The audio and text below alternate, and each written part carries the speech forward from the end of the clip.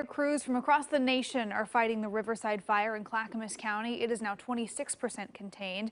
With rain on the way, there is a possibility of mudslides. Cor Harlan live in Clackamas County this morning. Cor, what are officials saying about some of the rain, the dangers it could present here? Well, simply that it does, that rain does, it's a double-edged sword, really. It'll help suppress the fire activity, but it also increases the chances of landslides in some of the burn-scarred areas behind me here. We're at Highway 224 at the roadblock in Estacada this morning, where we're looking over a note out that was put out yesterday by the Incident Command Center here on the Riverside fire here. By the way, this fire is now at about stationary at about 140,000 acres burning southeast of Estacada. You all know that. But this note that was out yesterday from the Incident Command describes what they call fire progression.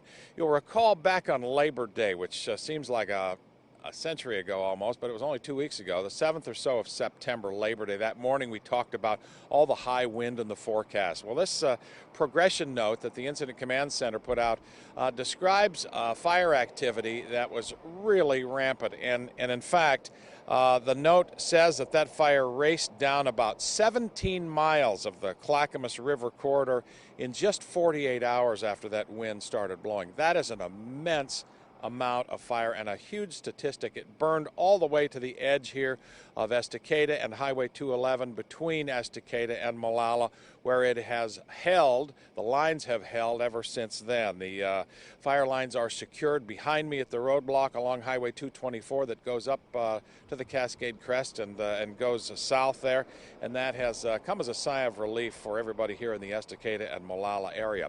Emily, as you mentioned, rain is in the forecast for a little bit later this morning. And yes, that will help suppress the fire, but it could also make some of these burn-scarred areas more prone to landslides.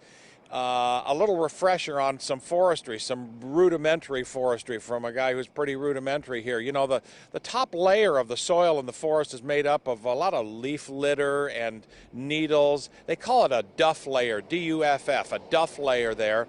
And it is simply made up of organic materials there that give the forest floor some of the sponginess that it has when you're walking on it. Typically, it would absorb a lot of the water that falls out of the sky, and there it is. That's over and done with. Well, the fire has burned through such a large area so intensely in some places that it has burned off all of that duff layer and exposed the bare topsoil down underneath all of that is simply not equipped to absorb all the rainfall that duff layer is designed to absorb. So we will see what happens to under some of these heavier showers that are in the forecast for the Riverside fire area.